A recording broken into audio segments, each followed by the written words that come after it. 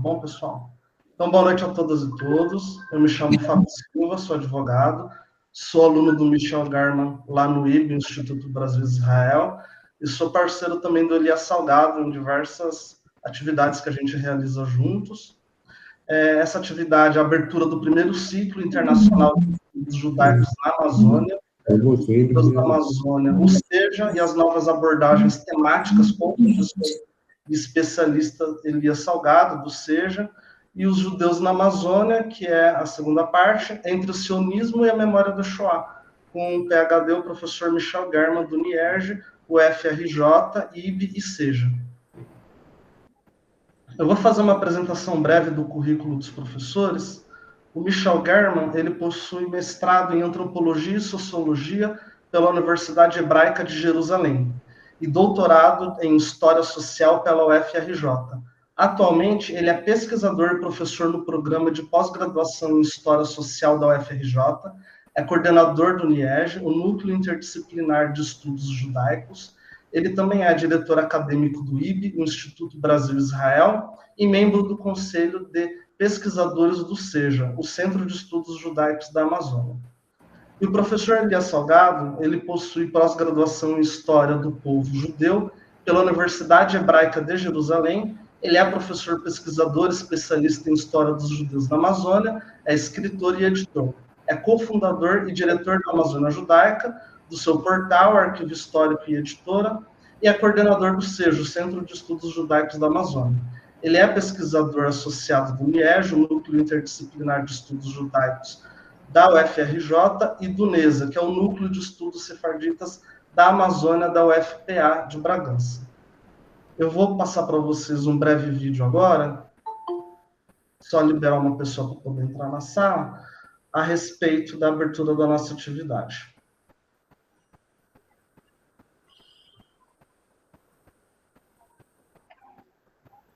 Olá a todos, eu sou Elias Salgado, diretor do Amazônia Judaica e coordenador do SEJA, Centro de Estudos Judaicos da Amazônia. Estamos aqui para trazer a vocês algumas reflexões. Perdão? Está truncado e rápido demais. Tá, pode ser a questão da conexão. Ele já estabiliza.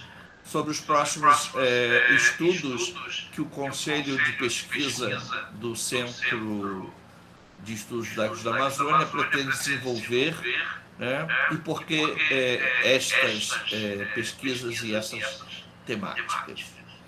Está muito ruim, né? Judeus na Amazônia, novos estudos, novos recortes temáticos. Está dando eco. Você quer fazer... Tá bom, a gente está escutando bem. Tá? Vocês estão estudando bem? Acho que é só a sua conexão, professor. Ah, então. Então vamos lá. Vou dar seguimento, então. Então, prossegue, né? Acompanhando e participando das diversas lives, cursos, palestras e seminários online que estão acontecendo nesses dias de pandemia, podemos destacar e concluir, de forma parcial, várias novas tendências em termos gerais, históricos, sociais e políticos, entre outros. Uma maior, crescente e mais rápida circulação de informações e conhecimentos em diversas áreas de estudos permitem que ambos os lados do referido processo, debatedores e o público assistente, possam usufruir de uma dinâmica enriquecedora para ambos.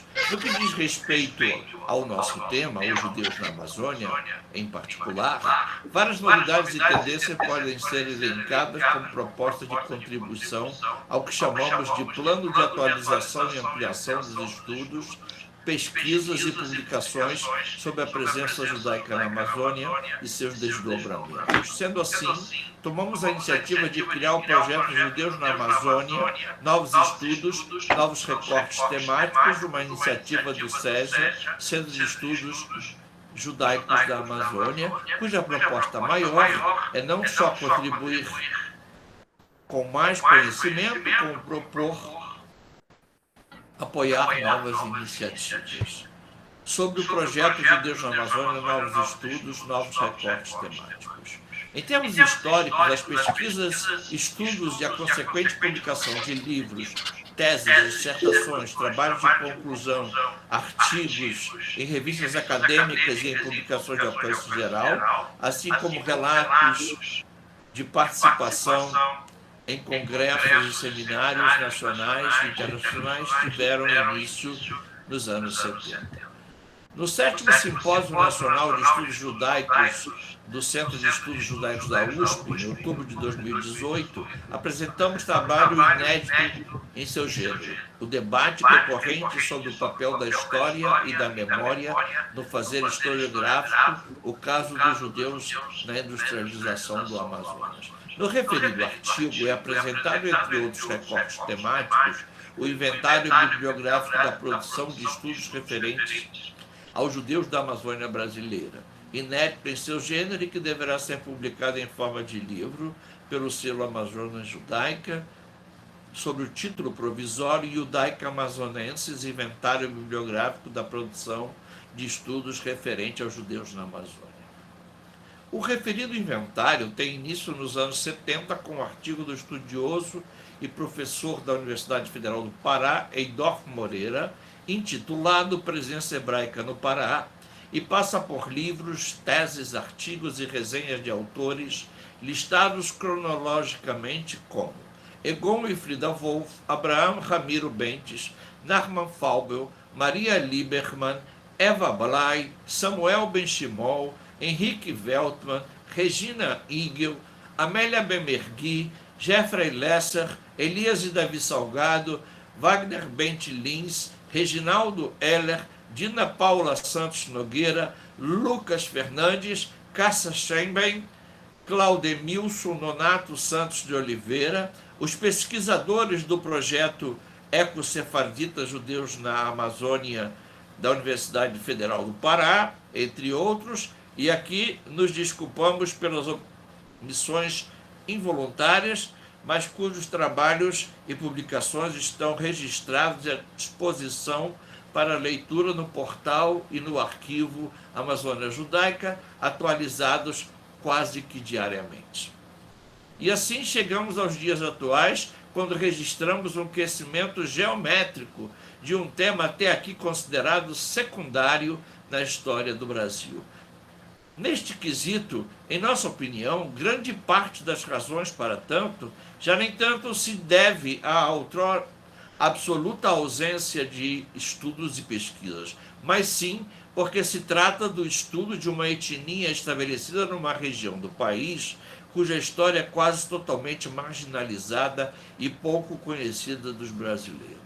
E, portanto, no nosso entendimento, uma das ações que poderiam contribuir para o início da reversão deste quadro seria sempre assinalar que a presença judaica na Amazônia não se dá de maneira isolada, mas sim dentro de um contexto maior, o da formação histórica, social, econômica e política daquela região. E sempre fazer um grande esforço intelectual para contribuir com outros segmentos de estudos, de maneira que a Amazônia, como um todo, se torne um tema de estudo cada dia mais relevante. Sobre novas iniciativas e projetos. Além da produção acima citada, novas iniciativas referentes ao estudo, à pesquisa e à preservação da presença judaica na Amazônia estão surgindo.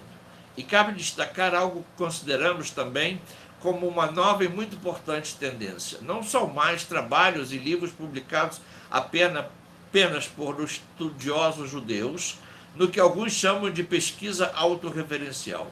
Entre eles, agora, encontramos judeus e descendentes de judeus afastados de sua ancestralidade. Neste grupo, observa-se que o interesse pela pesquisa e estudo do tema se dão primeiramente dentro de um processo de volta às raízes étnicas. Este fato aponta para um aumento do interesse não só na quantidade de trabalhos produzidos, mas também na diversificação da origem dos interessados, o que consideramos altamente positivo e enriquecedor para tais estudos. Portanto, convidamos a todos os interessados e estudiosos a se juntar a nós nessa iniciativa de ampliar o estudo e o conhecimento da memória e da história da presença judaica na Amazônia. Muito obrigado.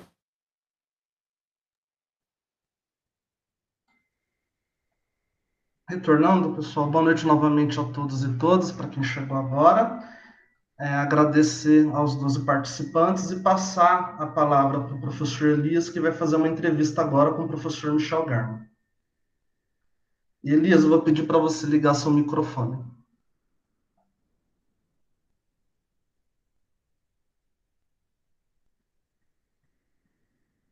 Seu microfone está desligado, Elias.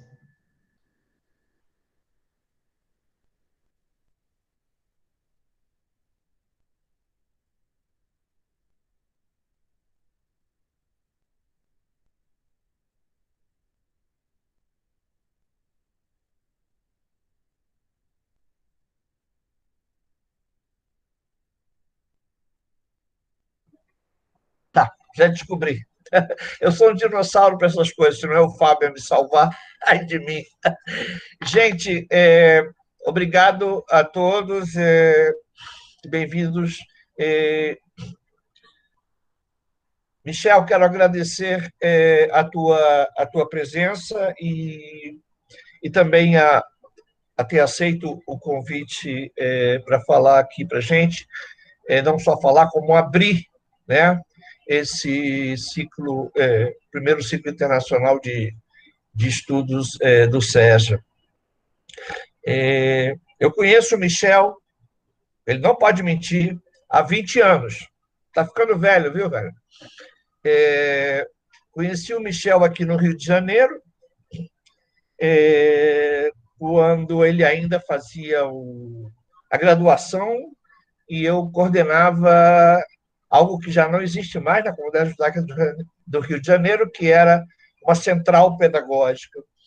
E eu lá era o coordenador e o editor, tinha acabado de voltar 2 anos antes da minha pós em Jerusalém, e Michel foi uma das pessoas que eu pesquei para fazer parte de um grupo para editar material pedagógico sobre o Holocausto. Vou te matar de surpresa, velho. Tu tá aí? Peraí. Não dá para ver? Fábio? É por conta do painel que você utilizou atrás. Aí não dá para ninguém ver. Aí ele camuflou o livro. Michel, isso aqui é a apostila sobre o Holocausto que a gente criou em 2001. Lembra? Com Kátia Lerner. Foi aí que eu conheci esse cara. E já na época a gente sabia o intelectual que ele se tornaria hoje. Como dizem os árabes, Maktub ya Habibi. Estava escrito. Enfim, a gente foi continuando de maneira paralela aí nessa coisa do tema judeus no Brasil e continuamos, né? Michel sempre aceitando os meus convites indecentes, entre aspas, né, para fazer parte do Conselho do Amazonas Judaica, agora do SEJA. E o tema de hoje, né, a gente trocando uma ideia, surgiu, que é o sionismo e a Shoah. Muito bem, eu vou introduzir o Michel com uma reflexão bem curta e a pergunta. Gente, eu sou da comunidade judaica do Amazonas, de Manaus, apesar de ter nascido numa cidade do interior chamada Boca do Acre. Mas isso é no Amazonas, tá? É nesse mundo, não é em outro lugar. E na minha primeira infância, na minha adolescência, eu nunca tinha escutado falar sobre o Holocausto. Tá? Na minha comunidade, também não. E antes de preparar aqui essa atividade de hoje, eu de novo sondei membros e familiares da nossa Keilah. Eles afirmam também que ninguém teve essa vivência da memória do Holocausto. Tá?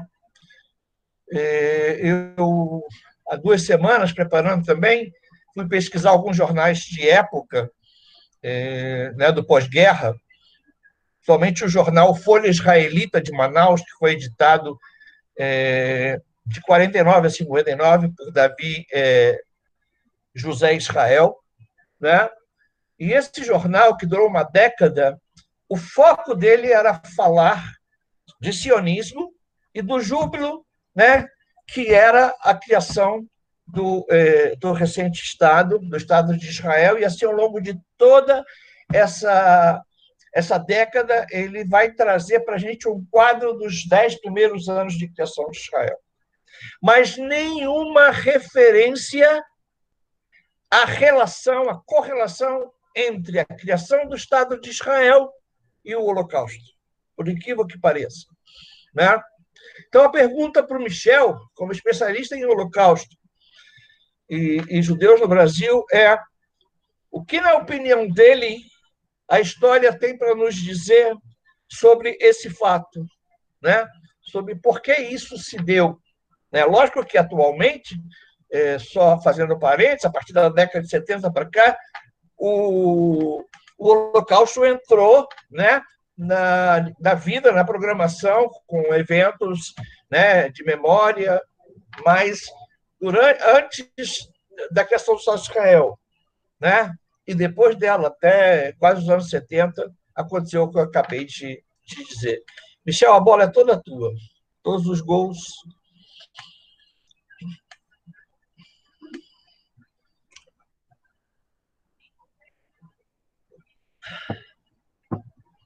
Microfone. Boa noite a todos e a todas. Vocês sabem que já descobriram que a frase mais dita no ano de 2020 no mundo foi "você está no mudo", né?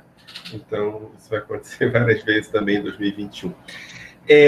Eu agradeço, Elias, ao convite do SEJA, ao saúdo, a criação e o fortalecimento do SEJA. Eu acho que é uma iniciativa não só importante, mas uma iniciativa fundamental para a construção do conhecimento sobre o judaísmo no Brasil. Foi uma semana, Elias, você deve estar acompanhando bastante cheia de coisas aqui, por esse lado do Grajaú, porque a gente, como não sai de casa, o mundo vem aqui, e por incrível que pareça, muita coisa, é raro acontecer isso, mas muito debate historiográfico sobre judeus sefaraditas no Brasil aconteceu essa semana, o que mostra que há um fortalecimento desse interesse, viu, Elias? Eu acho que você caminha para uma direção onde estão agregando pessoas, não é?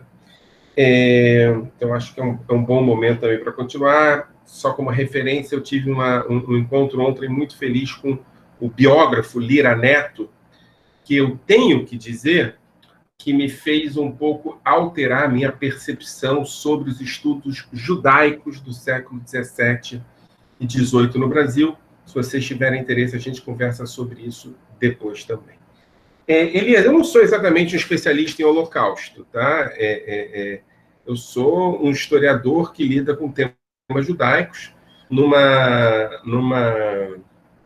encontro, numa fronteira, numa grade entre história, antropologia e sociologia, não é?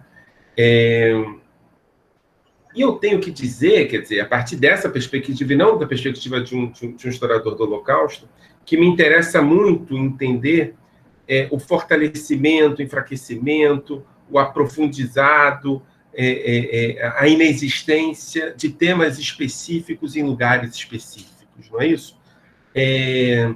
Os judeus do Amazonas, aqui eu vou falar de outra coisa para depois chegar na questão do Holocausto, Elias, eu sei que você vai ficar um pouco nervoso porque eu vou antecipar o debate, mas os judeus do Amazonas são um tema muito interessante na geografia judaica do Brasil, porque, em algum sentido, eles produzem, a partir de uma perspectiva de vínculo atávico com o mundo judaico, fenômenos judaicos que são vistos como fenômenos pouco possíveis de estarem presentes num lugar tão distante quanto a Amazônia, mas que estão presentes na Amazônia.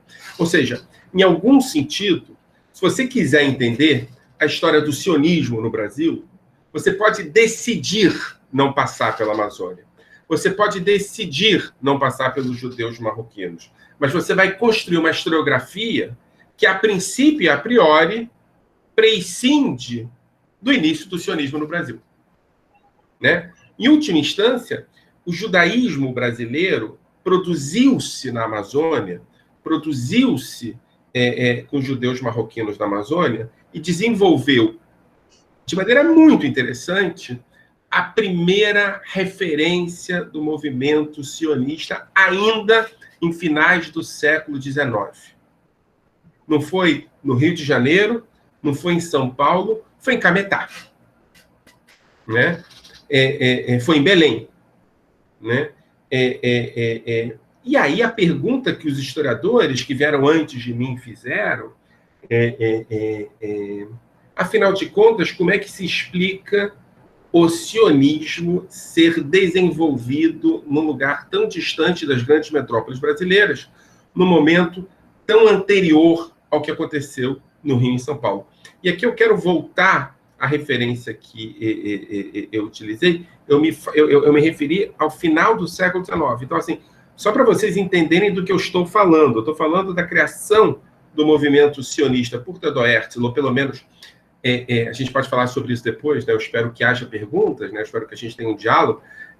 A construção do sionismo institucionalizado, a produção de uma organização sionista mundial, se deu no final do século XIX, se deu em 97, né? Theodor Herzl, a institucionalização do sionismo do leste da Europa, junto com o centro da Europa, né? Perspectivas do oeste europeu chegando, o diálogo entre leste e oeste europeu, a ausência muito pungente de judeus sefaraditas nesse congresso, havia pouquíssimos deles, principalmente judeus turcos, mas poucos também. E aí, em 1899, 2 anos depois da organização sionista ter produzido o seu primeiro congresso, já há, no interior do Pará, conexões pungentes entre o movimento sionista mundial e habitantes do interior da Amazônia. Se você quiser correr um pouco mais e entender de onde isso vem, você vai perceber que no próprio ano de 1898 já há debates sobre sionismo no interior do Pará. Ou seja, o que eu estou dizendo é o seguinte, Elias: antes do Rio de Janeiro, ou etnizando a frase, antes dos askenazitas do Rio de Janeiro, judeus marroquinos do Pará já conversam sobre sionismo. Né? E não é casual, porque esse é um tema pouco conhecido, inclusive na historiografia judaica brasileira. Ou seja, quando se fala sobre sionismo, se olha para Tiferet Israel, Tiferet Zion, no Rio de Janeiro, se olha para a construção de movimentos sionistas no Rio de Janeiro, década de 10, década de 20, que são os netos do primeiro espasmo sionista que aconteceu no Marrocos. A pergunta é como é que esses caras viraram sionistas? Que é uma pergunta, Elias, um pouco arrogante. É um pouco arrogante porque as pessoas viram sionistas nem sempre pelos motivos que nós achamos que as pessoas se transformam em coisa. Né? O sionismo europeu, o sionismo do leste da Europa, o sionismo da Europa Central, inclusive o sionismo do oeste da Europa, é produzido a partir de um profundo sentimento de perseguição, né? Do profundo sentimento de deslocamento, de um profundo sentimento de não pertencimento. Não é? Não dá para entender a construção do sionismo do leste da Europa sem entender, ou do centro da Europa, sem entender, por exemplo, que a partir da segunda metade do século XIX, os judeus passam efetivamente a pagar impostos pela sua integração na primeira metade do século XIX. Na primeira metade do século XIX, a gente está falando de uma expansão da igualdade, de uma expansão da inclusão, de uma expansão da participação judaica. O final do século XIX já mostra o contrário, já mostra a consolidação de perspectivas excludentes, e aqui sim, eu volto a dizer, aqui sim, o termo antissemitismo começa a ser utilizado. Por que eu gosto de falar sobre aqui sim? Porque um dos maiores problemas da história e da historiografia é o anacronismo. E a ideia de antissemitismo está vinculada à percepção de que os judeus são estrangeiros, pertencem a fora da Europa, e mais do que isso, caminha-se junto com a dimensão de conspiração judaica, ou seja, são estrangeiros de fora da Europa que conspiram contra a Europa e o cristianismo. A partir daqui, século XIX, 1840, 1850, mas principalmente a partir dos anos 70, você começa a ter criação de jornais, você começa a ter um movimento de massas, que é possível, com algum cuidado e sem uma dimensão generalizante, radicalmente linear, é possível criar a conexão entre o que acontece nos anos 30 do século XX e o que começa a acontecer nos anos 70 do século XIX. Ou seja, os fascismos e principalmente o nacionalsocialismo alemão são, em algum sentido, o produto não esperado, o produto mais radicalizado do que começa no século XIX dos anos 70. Os marroquinos não participam, nesse sentido, em nenhum momento dessa expansão do antissemitismo.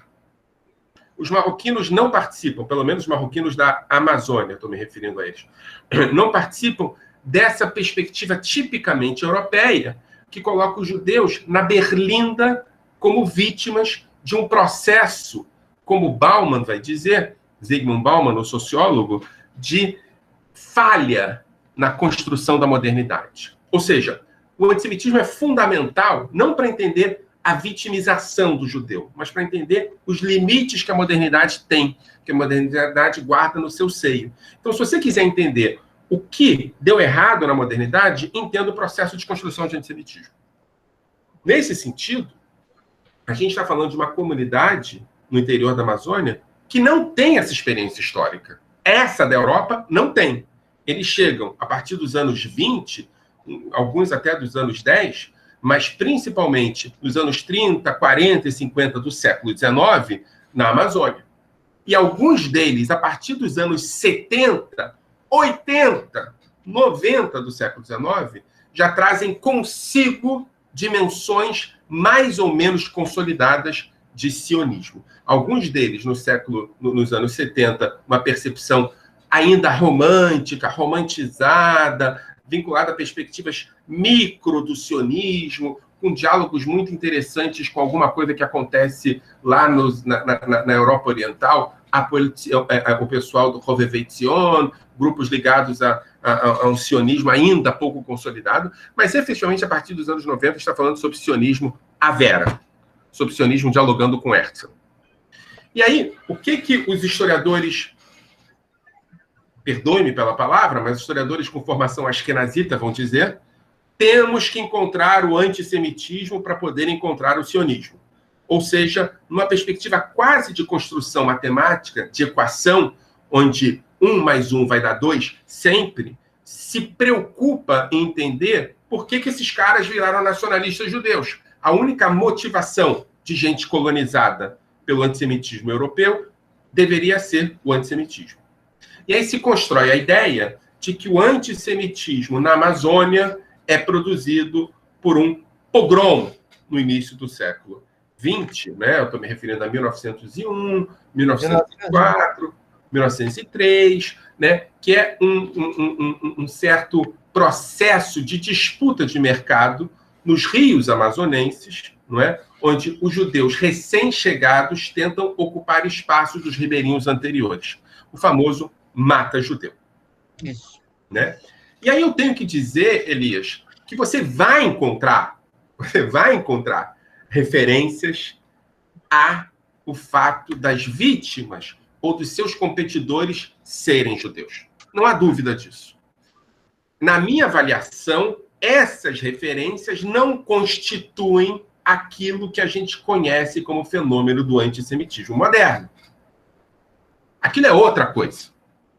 Né? Não estamos falando aqui, se buscarmos bem, em perspectivas conspirativas do judaísmo. Não estamos falando aqui, se buscarmos bem, em referências racialistas, racistas do judaísmo. Não estamos falando aqui do pertencimento a um povo que quer dominar o mundo. Nada do que acontece no interior do Pará se vincula a esse antissemitismo europeu. Agora, mais do que isso. Porque aqui pode se tratar. Tem historiadores que vão dizer que qualquer referência que vitimiza judeus é antissemitismo. Tem uma dimensão de antissemitismo estrutural que eu respeito, mas discordo, mas respeito. Mas tem uma outra questão. O mata judeu começa no século XX. E as primeiras cartas de Davi José Pérez e de outros intelectuais em Portugal, eu vou voltar a Portugal daqui a pouco, para Pérez e para outros judeus na Amazônia, são do século XIX, de 1890. Ou seja, não foi o mata-judeu que criou o sionismo. E eu quero, enfim, dizer que aqui é necessária uma revisão historiográfica para poder aceitar o fato de que os judeus da Amazônia, marroquinos na sua origem, têm outra fonte na constituição da sua identidade nacionalista judaica, que não o antissemitismo. Vivam com isso. E a fonte da constituição da relação com o nacionalismo judaico, eu já vou voltar ao Holocausto daqui a pouco, o Elias, é, em último sentido, vínculos intelectuais que esses judeus vão ter com uma triangulação profunda e radical que passa pela Europa, mas não pelo centro da Europa, mas por Portugal e pela Espanha. Né? São judeus da segunda e terceira geração de imigrantes no interior da Amazônia, que estudaram em Tânger, em Tetuã, nas famosas escolas da Aliança Israelita, foram educados por professores sionistas. Percebam, a Aliança Israelita não era sionista. Foram educados por professores sionistas. Isso é fantástico. No subterrâneo judaico, os professores educam os alunos. Alguns desses alunos vão chegar até Portugal. Em Portugal, há uma tentativa, agora no final do século XIX, de construção e reconstrução da identidade judaica e do famoso Império de Sebastião, recuperar essa referência. Alguns ficam em Portugal, alguns vêm para o Brasil, e aqui a triangulação, as cartas que circulam, com quem eu tive, cartas que eu tive acesso, produziram uma prova inconteste de que o sionismo no Brasil nasceu no norte do Brasil, e mais do que isso. Que, ao contrário do sionismo do sudeste brasileiro, esse sionismo é completamente desprovido de antissemitismo.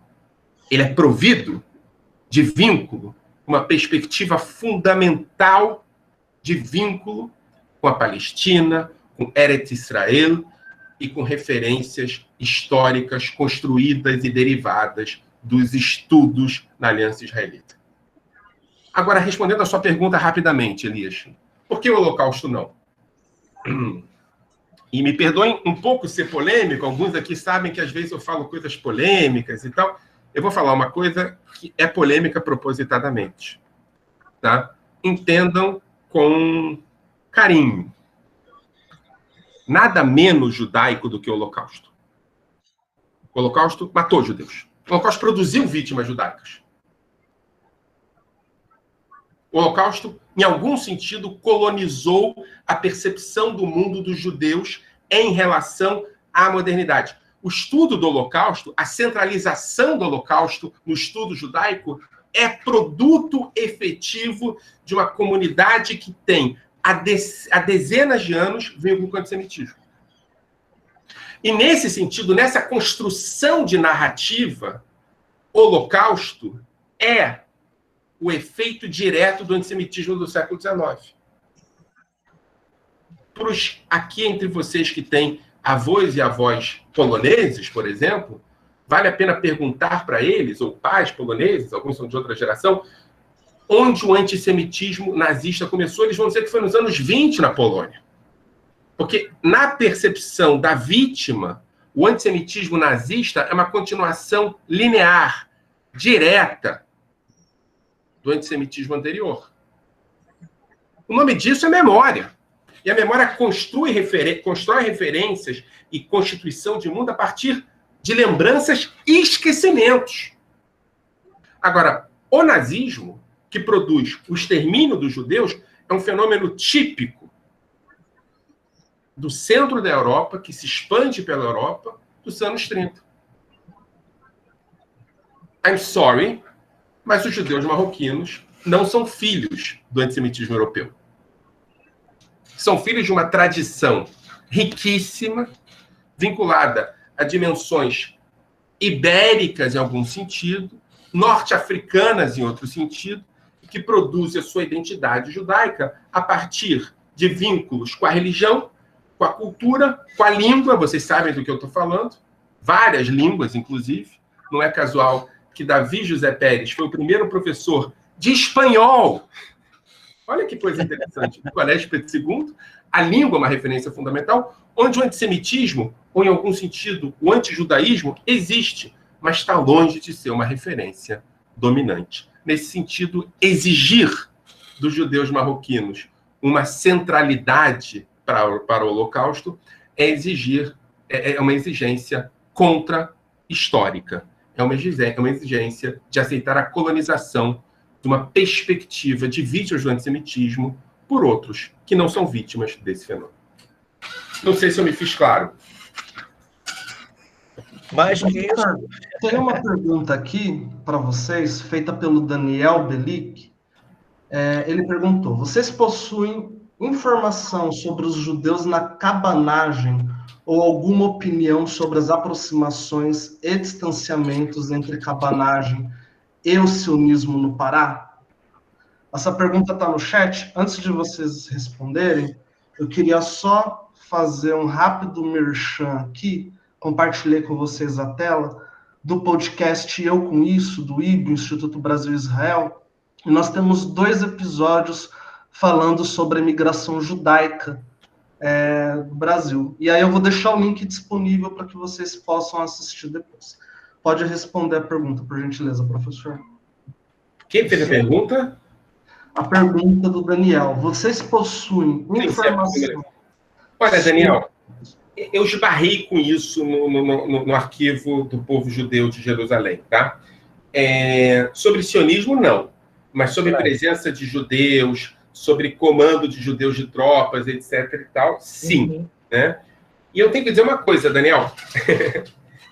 Vão me chamar de apologético, mas é muito difícil você encontrar algum movimento político no Pará, de direita, de esquerda, nacionalista, não nacionalista. Você decide que não tem a presença de judeus.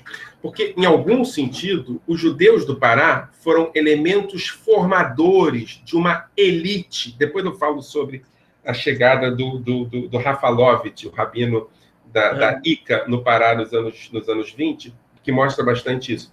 Mas os judeus foram parte constitutiva da política, de uma elite política, inclusive, no Pará.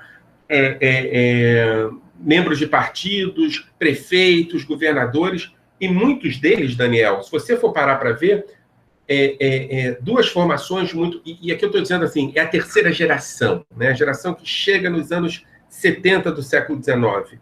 As gerações anteriores, menos.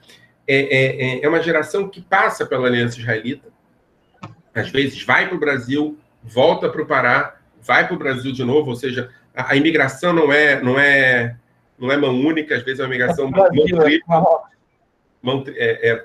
Desculpa, Brasil e Marrocos, às vezes é mão tripla. Tem maravilhoso... Não sei se o Lucas está aí. O Lucas está aí. A dissertação de mestrado do Lucas mostra essa festa, né? Ele chama de os brasileiros do Marrocos, que são aqueles que utilizam a cidadania marroquina para justificar auxílio da embaixada marroquina nas possíveis desavenças no interior do Marrocos, quando eles voltam, etc. e tal. Mas o que eu quero dizer é o seguinte: a formação política que essa juventude marroquina teve, e que antes dela chegar no Pará, ou mesmo depois que ela chegar no Pará e voltando para o Marrocos e para o Pará, acabou justificando a presença desses homens e dessas mulheres na vida política paraense. Não só na cabanagem, mas na imprensa, na política institucional, aonde vocês não quiserem haver judeus. A Shirley tem uma pergunta. Shirley Farber. Pode fazer a sua pergunta, Shirley. Está sem microfone. Está no mudo, Shirley. Oi. Não, eu só queria complementar esse sentimento que o Elias falou, dos sefaradis também, da minha família do Líbano. A gente nunca falou a palavra holocausto em si nunca foi mencionada na minha casa. Eu aprendia na escola, no Max Nordal, mas em casa nunca foi falado. E depois, mais velho, eu comecei a perguntar para os meus pais essa coisa de onde eles estavam durante o Holocausto. Eles estavam no Líbano nessa época. O que eles ouviram? Eles falam que não ouviram nada, não se falava no assunto. É como se nada tivesse acontecendo na Europa no momento em que eles estavam no Líbano. É muito esquisito isso, de você ter notícias chegando da Europa e não chegar a notícia do Holocausto. E mesmo quando eles chegaram para o Brasil, não se falava, né, no Holocausto. Então, é muito interessante ver o Holocausto pela perspectiva dos judeus sefaradi, como que para eles não chegou, não fez diferença, mas o sionismo, sim, o sionismo era muito forte. E uma coisa que eu encontrei, você fala do Herzl, dele espalhar o sionismo pelas comunidades. Ele chegou aí no Líbano fazer arrecadação de dinheiro. Inclusive, eu encontrei uma reportagem onde ele esteve reunido com o líder da comunidade judaica de Sidon, e que era nigre. E eu sei que o meu bisavô era o líder da comunidade. Eu não sei o primeiro nome dele, porque a família negra é enorme, mas pode ser que o meu bisavô se reuniu com o Herzl para arrecadar dinheiro para ajudar os imigrantes da Europa irem para a Palestina. Eu sei que meu outro avô tem vários livros escritos Palestina. Então, quer dizer, para os judeus do Líbano, Israel era ali do lado, não precisava de um sionismo para emigrar. Shirley, é justamente essa a questão. Precisava. Tanto que eles não iam. Né? Não. Essa história do Herzl me deixa contar porque é fantástica. Eu não quero te desestimular e desromantizar, não, mas é uma história fantástica. Foi no final da vida do Herzl, 1902, se não me engano, e a questão era o seguinte: o Líbano começava um movimento muito interessante de construção de identidade nacional. Né? Enfim, o Líbano é uma situação interessante. Está falando aqui do que se chamava de Monte Líbano. Maronitas que tinham uma percepção muito específica do que viria a ser o Estado libanês e construíram uma narrativa de um Estado libanês com tatuagem na alma de uma uma dimensão francófona. Né? E Herzl estava circulando para conversar sobre nacionalidades com esses homens e essas mulheres, maronitas, etc. E tal. Ele descobriu no Líbano, isso está no diário dele, que havia judeus. Ele não foi para o Líbano para se encontrar com judeus. Ele foi no Líbano para conhecer as nacionalidades que estavam surgindo no norte da Palestina. E descobriu que tinha judeus. E não só judeus, judeus herzlianos. E aí teve o famoso encontro em Sidon. Sidon, Chile, fica a 2 horas de carro, naquele momento, Da fronteira. da fronteira com Metula. Meu pai falava que ele ia para Haifa. Ele morava em Sidônia e ia para Haifa, passava o dia lá. Ia para Haifa, comprava Dibner e vendia lá queijo. É muito interessante. E aí o Herzl começa a pedir financiamento, etc. Agora, presta atenção na sua narrativa, Shirley. Pega dinheiro para levar judeus da Europa para a Palestina. Os judeus de Sidon não iam para a Palestina. A imigração judaica... Não para levar judeus de Sidon, para ajudar europeus. Isso, Europeus. os judeus de Sidon não. A Palestina era um lugar de passeio. A referência era para os judeus que estavam sofrendo, que estavam sendo vítimas. Os judeus europeus eram as vítimas. É importante entender essa narrativa. Né? Sim, então, ajudar a arrecadar em Sidon para os outros judeus da Europa. Eu estou falando de 1902. muito antes da ascensão do nazismo na Alemanha. Percebam o quão profundo era o sentimento de vitimização desses judeus europeus e quão distantes estavam os judeus de Sidom. Sidom é muito interessante porque, enfim, o Líbano, um dia a gente vai fazer uma conversa sobre o Líbano, mas o Líbano é uma história muito interessante porque, por exemplo, em 1956, muito depois dessa história, foram judeus que conseguiram mediar um acordo entre drusos, sunitas e maronitas em Sidom.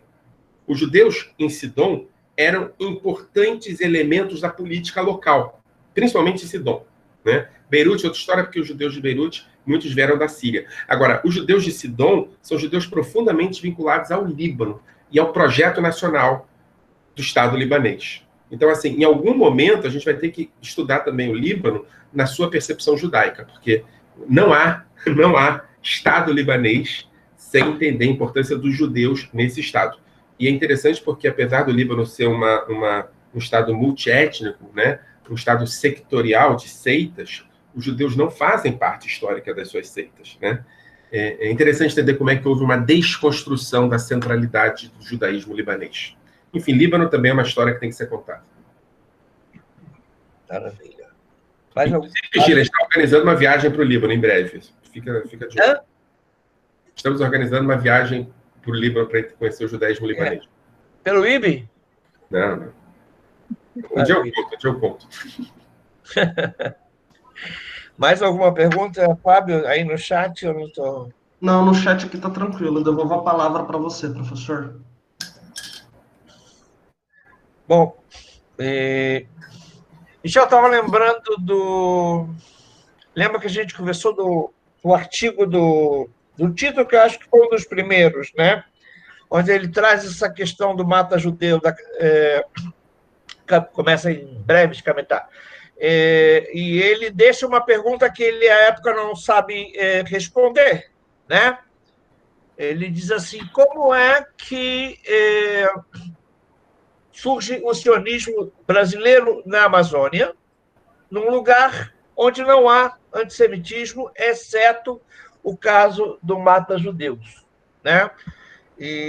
Mas ele não traz isso necessariamente como uma justificativa. A pergunta ele deixa no ar, ok? Não sei se é do teu conhecimento, se deu em 1901 a 1902. Em 1902, a Rebrá, né, a organização comunitária vigente então, que chamava-se Rebrá Gemilut Hassadim, faz uma alteração na ata. Uhum. E tu viu isso, né?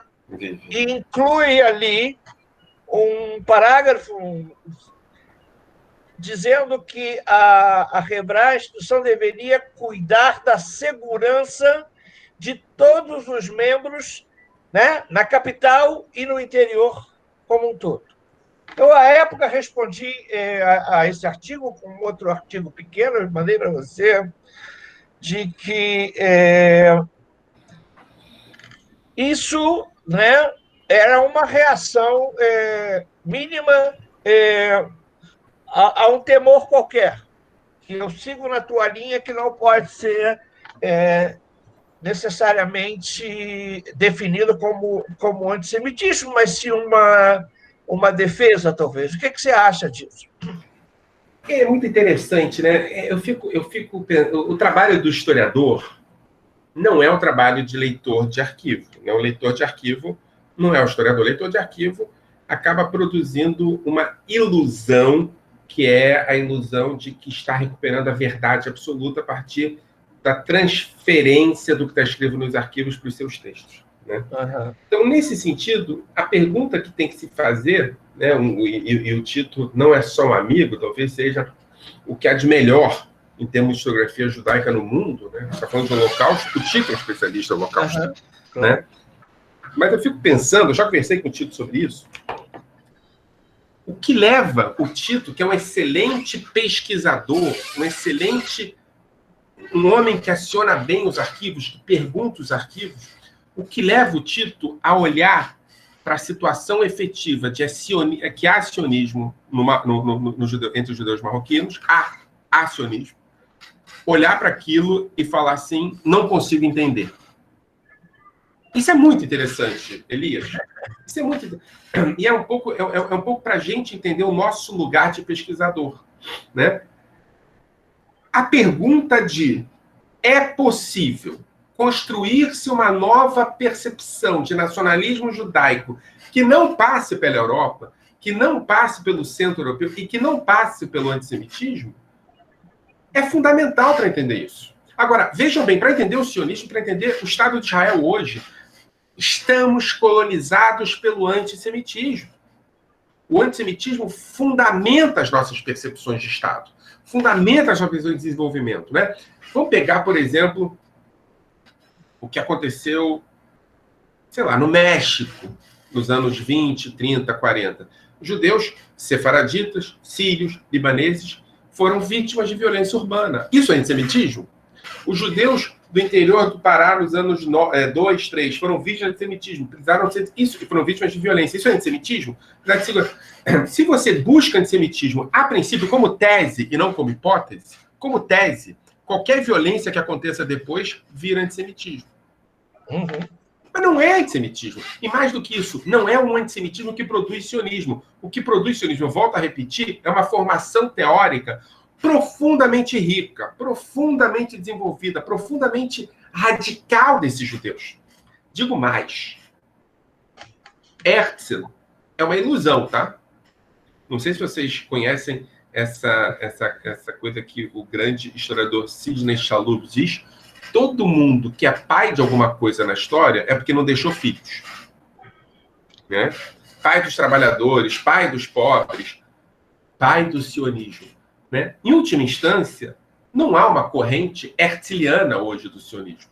Ou todas existem. Se todas são, não tem nenhuma. Herzl saiu do sionismo a partir de uma lógica de traição, a coisa que eles chamam de plano de Uganda, deixou um substituto que é Max Nordau, que nunca conseguiu se consolidar como líder sionista. É interessante, justamente no Rio de Janeiro tem uma escola, que é uma escola com o nome de uma liderança que nunca foi uma liderança efetiva do sionismo, né? Mas foi uma liderança apropriada, anos depois, por uma corrente específica do sionismo. Herzl não deixou seguidores. Herzl não construiu um partido.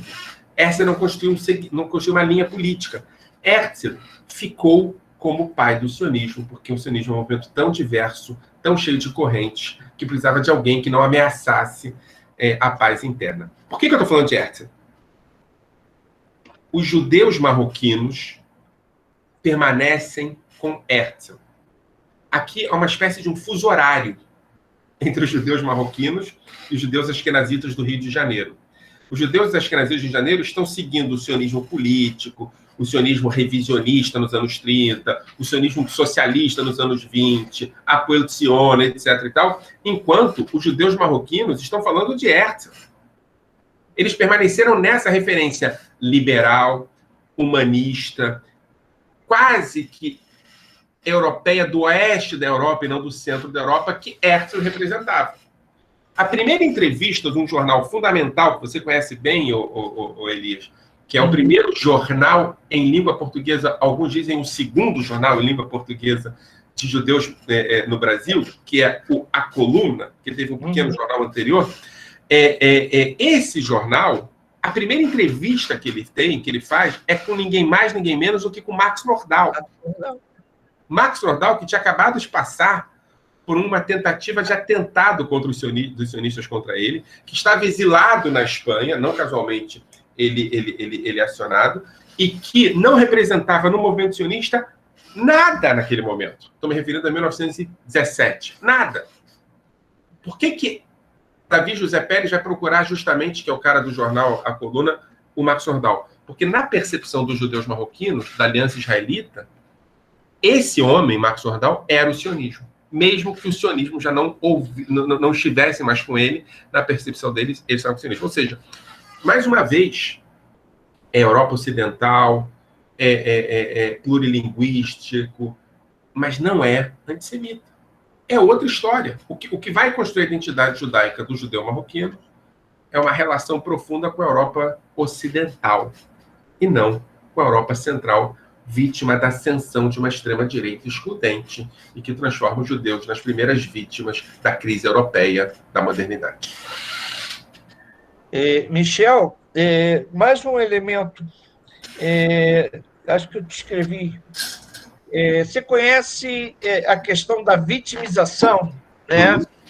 O Bernardo Sorge, né, que é um sociólogo, gente, colega de Michel na UFRJ, ele tem uma tese, né, quando a gente fala sobre que bases o judaísmo contemporâneo, né, se assenta, né?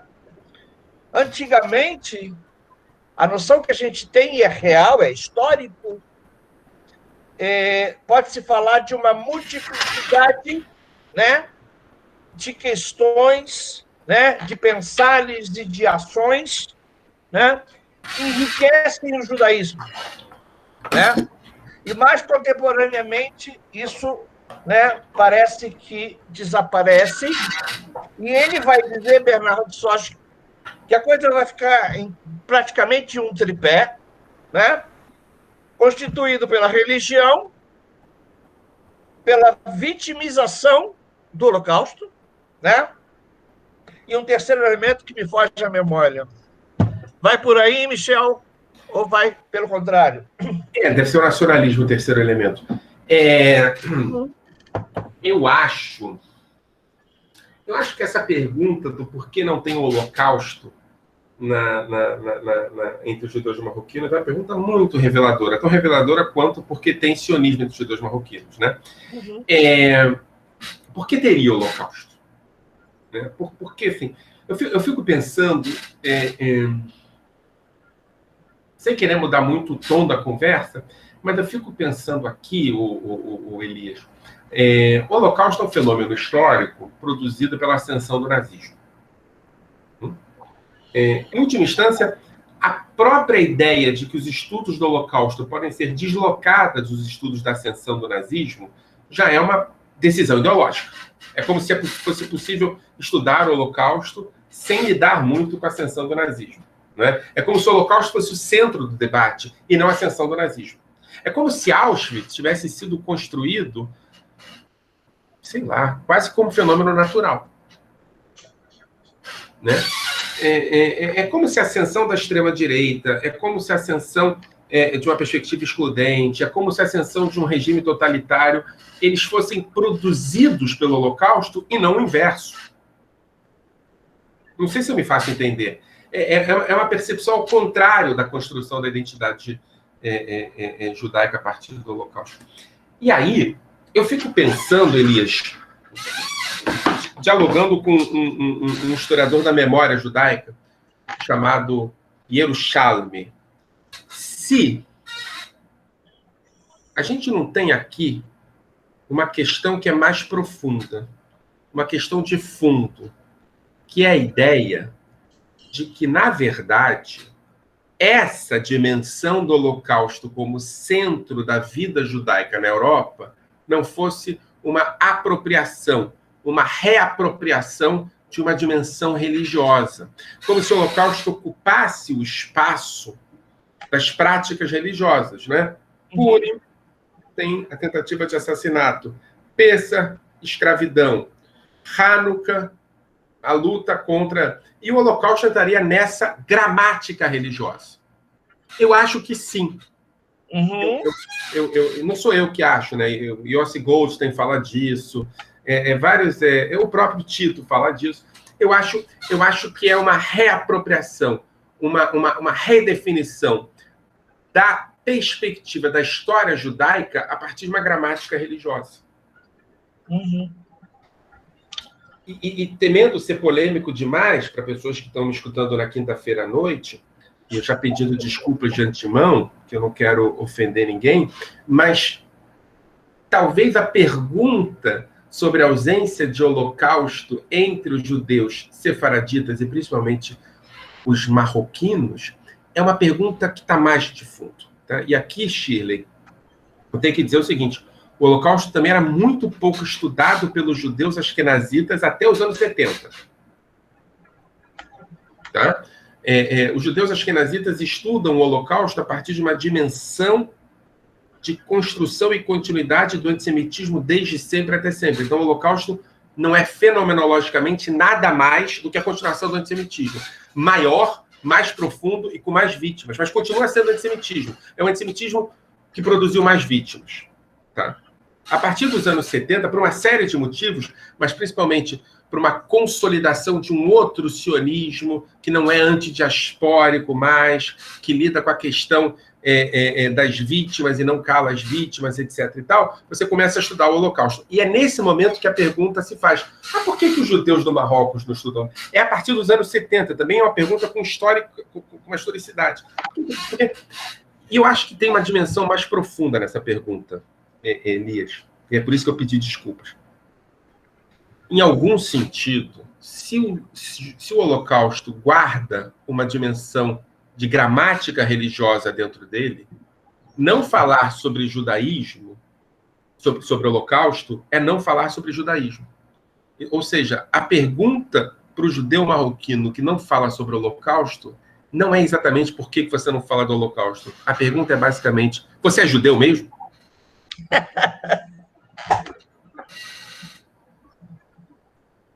Porque se você não fala do Holocausto, você não guarda na sua gramática judaica uma dimensão de gramática religiosa que é fundamental para mim. Então, vamos te converter? Vamos falar sobre o Holocausto? Eu garanto que hoje, na comunidade judaica do Pará, as pessoas falam sobre o Holocausto que passaram pela conversão. Então, acho que é mais fundo. Entendeu? Foi isso que eu presenciei a nível pessoal, né? Já disse que eu sou originário de uma comunidade, né? A comunidade de Manaus. Minha família veio a primeira vez para o Rio de Janeiro em 1967, né? Eu sou velho, né? Eu sou de 58. E aqui eu vivi o resto a segunda parte da minha infância e início da adolescência, né? Eu só ouvi falar de Holocausto no movimento juvenil que eu frequentei, o Shomer Hatzair, né? Eu não sabia direito o que era, mas uma vez por ano a gente ia rememorar, naquela época ainda no Maracanãzinho, Michel, ou seja, a gente enchia, os movimentos juvenis conseguiam lotar o Maracanãzinho para celebrar o levante do gueto de Varsóvia, né? Que tinha como liderança jovens desse movimento de esquerda socialista, o Shomer Hatzair. Né? Foi a minha primeira experiência, lógico, depois mais na frente. Né? Elias, deixa eu só deixar uma coisa clara. Essa experiência que você conta de Maracanãzinho é importante, a Shomer Hatzair. Não é? Quando eu falo sobre perspectiva religiosa e gramática religiosa, eu não estou falando sobre metafísica. Você pode ter uma gramática religiosa, uma prática religiosa, a dimensão do culto, a dimensão do respeito quase aos mortos, a partir de uma dimensão quase religiosa, no sentido da quase metafísica, e não ter Deus. Assim, a Shomer Hatzair é um movimento secular. Isso. Então, eu falo de gramática religiosa, eu não estou falando de Deus, não, tá? Só para deixar... Não é uma crítica deísta, é uma crítica da secularidade. A conversão do judeu marroquino, do judeu sefaradita, do judeu etíope ao Holocausto é uma conversão que não passa pela conversão religiosa, passa pela gramática religiosa. Uhum. Eu concordo plenamente com você. Né? Conversão. A gente compra, não é o termo correto, né? A gente se aproxima, né? Como alguém que quer se aproximar do judaísmo em termos... Eu vou te dar assim, pensa, tá? Uma coisa meio absurda que eu vou pensar. Pensa que surge um cara falando absurdos. Falando de negros, falando de quilombolas, falando de sei lá, coisas absurdas, falando que não teve escravidão no Brasil. Imagina um cara desse. Imagina que ele é candidato a presidente, tá? Eu sei que é absurdo pensar, mas vamos supor que haja essa possibilidade. E ele constrói a sua carreira política a partir do ódio. utilizando referências muito potentes, tão potentes quanto as referências que organizaram massas no nazismo nos anos 30. Agora, veja bem, Elias, vamos supor, isso nunca vai acontecer no Brasil, vamos supor que um dia isso aconteça. O meu medo é que essa gramática religiosa, constituída a partir da noção da exclusividade judaica, não entenda que esse cara, apesar de não estar falando sobre os judeus, está usando toda a estrutura do nazismo. Como você olha só para Auschwitz e não olha para quem criou Auschwitz, Katsu, você não percebe que, no final das contas, vai ter campo de concentração. Pode ser para professor universitário, pode ser para gay, mas vai ter campo de concentração. Ou seja, o Holocausto não garante a não ser fortalecimento de uma identidade adoecida do judaísmo. Era isso que eu queria chegar. Era isso. É isso aí. Gente, mais alguma pergunta de vocês? Alguém quer perguntar mais alguma coisa? Façam perguntas. Eu falei umas coisas tão absurdas que eu estou assustado. Eu acho que a maioria aqui também, Michel. Michel, só para ser bastante sacana, a última, depois de tudo que você falou sobre antissemitismo, alguém que estava ajudando a gente a divulgar, né, voltou para mim e disse assim: Elias, eu divulguei. E algumas pessoas começaram a dizer, mas esse cara é antissemita. Você é antissemita, Michel?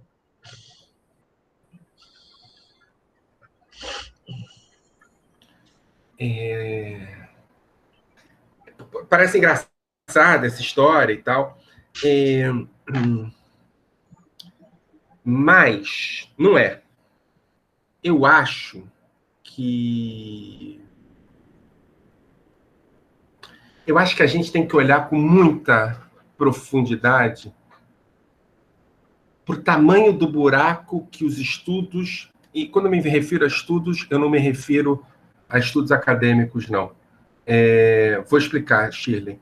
Shirley Nigri, né? Esse sobrenome também é um sobrenome colonizado. Eu me refiro à educação. Não estudos na academia, a educação. O tamanho do buraco que a educação para o Holocausto, não só no Brasil, mas também no Brasil, está. Né?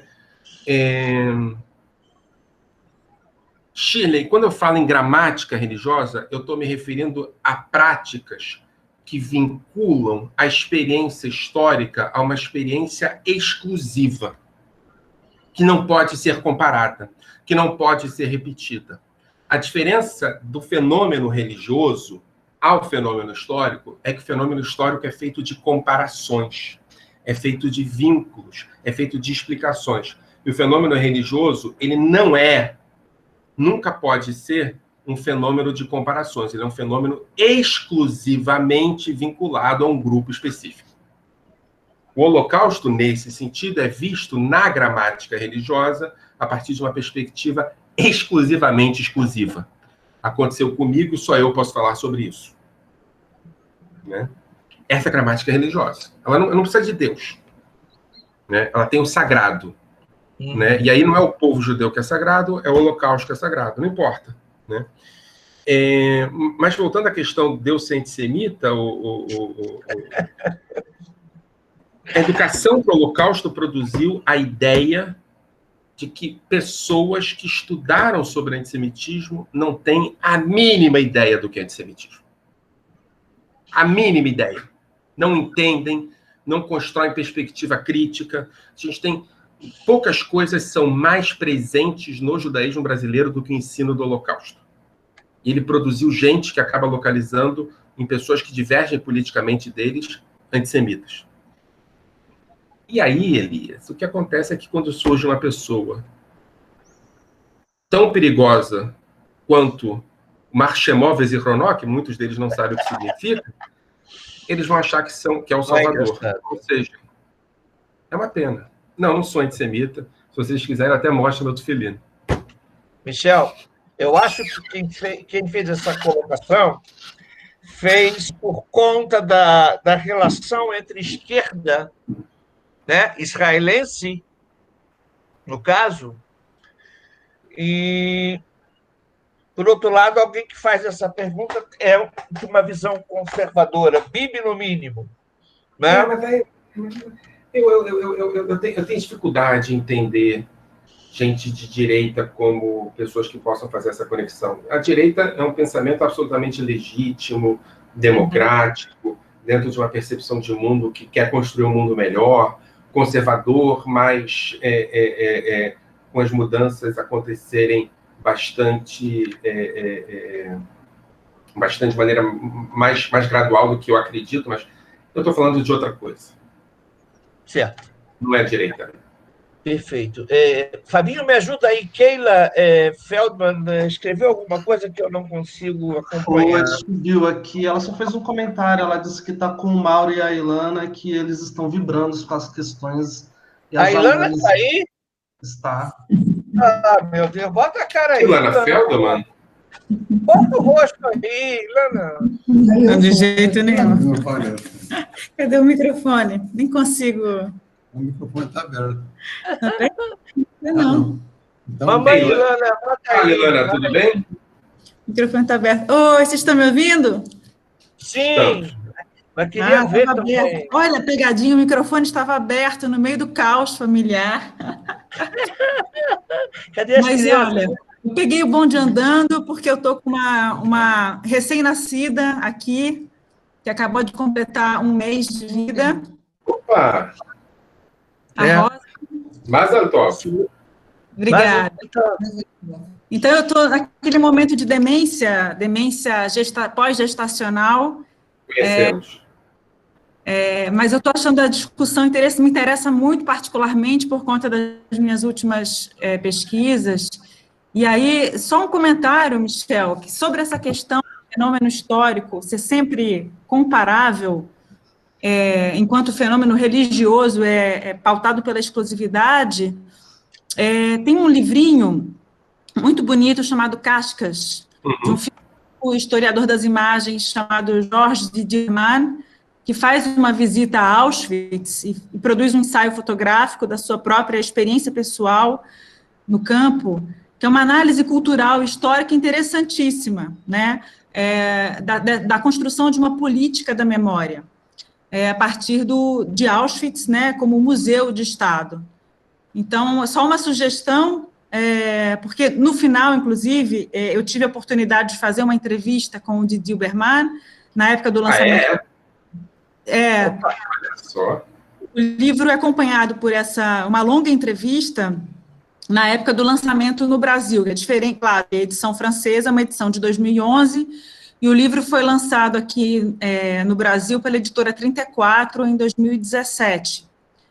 E nessa entrevista, assim, eu acho que é muito, muito tocante, porque pela primeira vez o Georges Diderman se coloca como intelectual problematizando, né, a questão do eu do judeu, no âmbito do espaço público francês, e ele é muito crítico à transformação da dor numa espécie de reserva de exclusividade, né, a transformação da dor, a dor, por exemplo, né, essa dor do Holocausto numa espécie de commodity, né, como a transformação da dor numa espécie de privilégio. E eu acho que essa crítica é fundamental porque nos faz ter um olhar crítico sobre todas as políticas identitárias contemporâneas, né, em que há, na verdade, uma verdadeira disputa de qual dor seria maior, né, até melhor, e precisaria ser mais reconhecida ou reparada em relação da dor do outro. No Brasil, esse debate é tão importante, Lana. Pois é. Então, é só uma... Desculpa aqui a introdução. Eu só queria apontar uma coisa, Lana, quer dizer, Didier Huberman fala sobre isso muito bem, eu não sabia que tinha lançado em português, fiquei feliz agora. E a referência é isso, né? É único, apesar de ser comparável. Quer dizer, a dor, ela é única, sempre é, mas esse debate não pode ser histórico, quer dizer, não pode produzir política, porque se é única, não produz política, não é uma política exclusiva, onde quem sofre mais tem mais poder. Sobre o Holocausto, eu acho que o Holocausto realmente é um fenômeno único, mas é um fenômeno que deve ser comparado. Sim. Né? E se não for comparado, ele não é único. A gente não chega... Enfim. Exatamente. Uma ação dialética, quer dizer, a partir de um evento é que ele precisa, na sua singularidade, ser colocado em relação, né, para não virar, justamente como você falava, uma espécie de metafísica. Então, enfim, eu acho que esse debate é muito interessante, e tem um outro debate que aí é um papo talvez para outro encontro, que é eu não sei se você conhece, Michel, mas a historiadora francesa Annette Vieux-Viorca, né, que escreveu A Era da Testemunha, que é muito interessante porque ela diz que os estudos do Holocausto no final da década de 70, como você mencionava, o boom, né, quer dizer, a transformação do Holocausto num tema de pesquisa histórica e também em sujeito de políticas do Estado, acontece a partir de uma série de televisão, uma série norte-americana, que comoveu os Estados Unidos e a Alemanha, onde foi exibida, tendo uma história interessantíssima, né?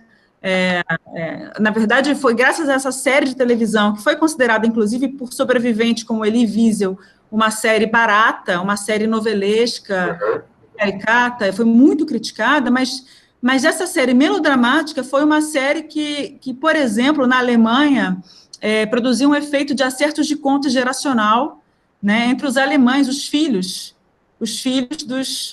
dos alemães, né, e netos supostamente nazistas ou integrantes e participantes, né, porque até então, na Alemanha, era um assunto totalmente recalcado.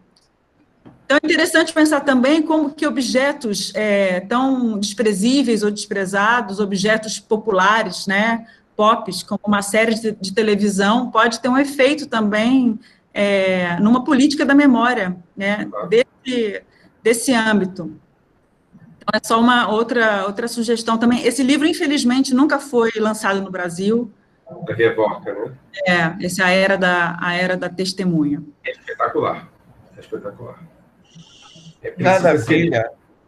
Ilana, finalmente, né, querida? Bom te ouvir. Gente, mais alguma pergunta? A gente tinha programado isso para 1h15, começamos... Olha, cravamos, Michel, que nem naquele congresso, lembra? 5 minutos que o voo atrasou. Eu queria agradecer, primeiramente, a Michel, falar da minha felicidade, né? Ilana, já que você propôs aí essa reflexão e esse tema, então depois a gente vai conversar sobre um convite para você vir falar, pode ser? Elias, tentaremos, eu fujo do Elias. Ela foge de mim, Michel. Eu também, Ilana. Em algum momento você é caçada, não tem jeito. Você foge. Você arranja uma babá para mim? Você sabe que aqui a Maia está batendo na porta. Aluga uma. A Maia está batendo na porta aqui, Ilana. Então a gente, isso que você precisa? A gente faz uma vaquinha rapidinho. A gente junta a Maia, a Ana, que é minha filha que tem a idade da Maia, e a Rosa, e contratamos uma babá para uma coletiva. Fechado. Tá feito. Mas muito obrigada, foi ótimo acompanhar aqui vocês. Gente, eu só queria falar que essa pergunta do Elias e tal, tem nesse livro aqui. É um livro chamado O Início do Sionismo no Brasil, Ambiguidades da História. E é um livro que começou a ser escrito sem ser pensado na questão dos judeus marroquinos. E acabou que tem 3, 4 capítulos sobre judeus marroquinos, porque não há como falar sobre sionismo no Brasil sem falar sobre judeus marroquinos. É um livro publicado pela Unifesp, vocês estão convidados, tem alguma facilidade de achar. Gente, o David Albagli fiz uma pergunta, ele deu a mão aqui, David.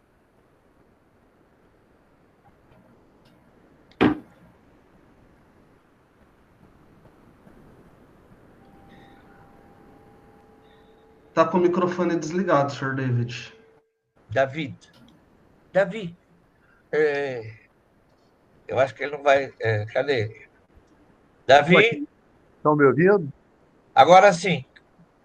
Desculpem, a reunião que eu estava, a reunião de um conselho, foi mais longa que eu esperava mas vim aqui Mas especialmente você para chegou. fazer um abraço, em primeiro lugar, ao Elias e todo o trabalho que vem fazendo na construção dentro de estudos sobre separatismo da Amazônia, e ele sabe da minha simpatia por essa iniciativa. Cumprimento o Michel, mesmo sem ter escutado, que é uma pena, mas depois sempre tenho a chance de assistir tudo que passou por aqui hoje. E faço voto que siga colhendo frutos essa iniciativa de trabalho com os judeus amazônicos. Eu tenho tido oportunidade de conversar com Elias, que há um episódio interessante, que é uma grande concentração de marroquinos dentro do Brasil e fora do Brasil, próximo ao território amazônico. Por exemplo, a expressão, a quantidade de marroquinos na comunidade judaica de Caracas e da Venezuela, de modo geral. Uhum. Nós estamos ampliando o espectro de estudos.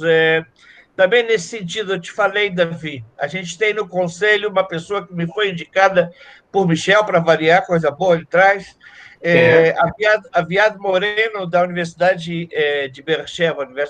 Convida ele para falar, Elias, ele é um cara bom. Já convidei, ele está enrolado com aquele livro dele lá para a universidade lá do Norte da África, do Magreb, mas convidaram ele agora para dar uma palestra sobre Mimuna, Michel. Eu mandei material aberto para ele, já está empolgado. Legal. E já convidou para escrever um artigo com ele, o bicho vai pegar. Então, ele faz um estudo sobre a Amazônia Hispânica. E então, por outros ângulos também a gente está aumentando. A gente está aumentando pelo lado da literatura. Regina Igel, que é a editora executiva da nossa editora, da Amazônia Judaica, né, que a área dela é literatura, ela já começou a trabalhar com os escritores sefarditas da Amazônia Internacional, né, e de outros países de fala hispânica. E, enfim, em outros segmentos também, né? A ideia é ampliar, quer dizer, o sonho desse centro de estudos, né, é exatamente multiplicar. Não há a menor chance, ninguém vai a lugar nenhum sozinho. Juro por Deus, não estou viajando. E multiplica muito mais, né? Você conseguir contar com gente de todo mundo que confia, né? Enfim, no que a gente acredita, no que a gente quer fazer, e já está multiplicando. O telefone já está tocando. O Davi ontem, ou foi anteontem, o Davi já me pediu. Estou falando de mim, não, tá? Estou falando do César, né? O pessoal separatista da Argentina, que não sei o quê, é que o tema judeus na Amazônia está se tornando relevante também. Mas eu volto a dizer o que eu falei no vídeo. Eu não consigo entender o tema Amazônia Judaica como uma coisa isolada.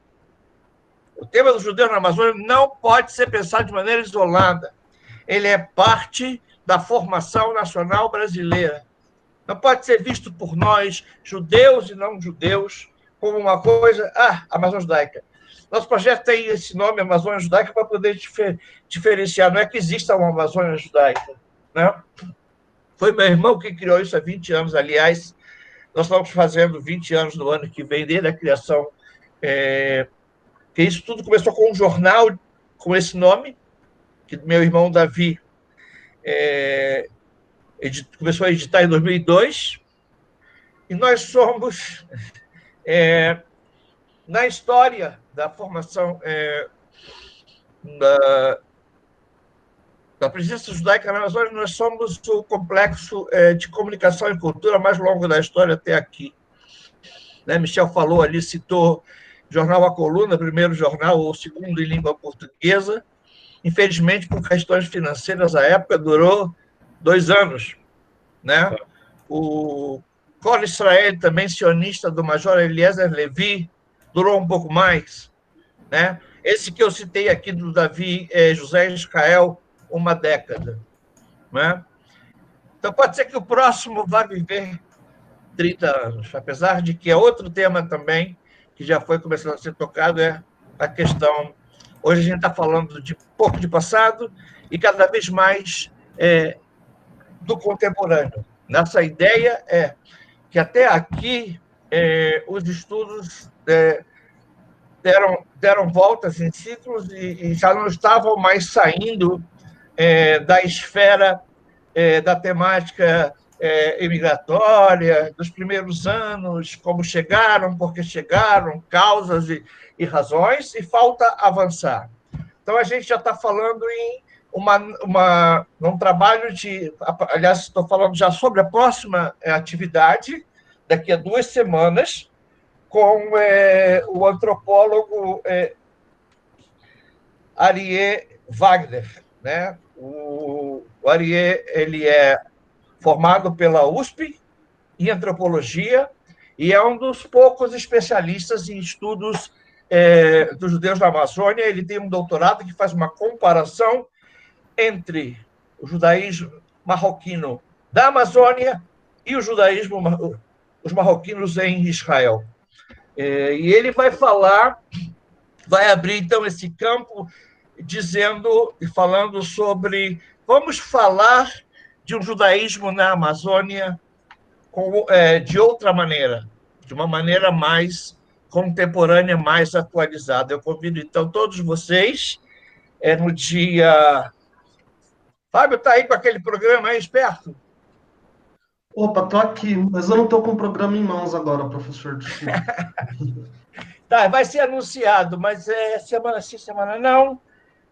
No dia... Acho que é quinta-feira, dia 18, com certeza, tá? No mesmo horário. Eu ainda vou publicar um convite específico para esse evento. Quero agradecer de coração, tá, a presença de vocês, agradecer de novo a Michel, a casa de vocês, tá? Nosso site é www.amazoniajudaica.com.br. O que é o Amazônia Judaica? O que é esse site? Na verdade, ele é um arquivo histórico digital, né? Ainda muito incipiente, mas que a gente, com a ajuda de 2 ou 3 famílias que ajudam a gente vem querendo ampliar. Eliane Pichol está aí? Não, acho que ela já saiu do mar, né? Do Museu de Arte do Rio de Janeiro. Enfim, a gente vai tentando atualizar ele a cada dia. E se vocês quiserem visitar, quem ainda não visitou, está lá, e a programação vai estar lá também. Gente, boa noite. Obrigado a todos. Boa noite, gente. Tchau, tchau. Obrigado, Elias. Tchau, querido. Obrigado, Michel. Boa noite. Eu não conheço... A Eliane está aí. Tá bom, queridos. Até logo. Fabinho, obrigado. Tá? Imagina, até mais.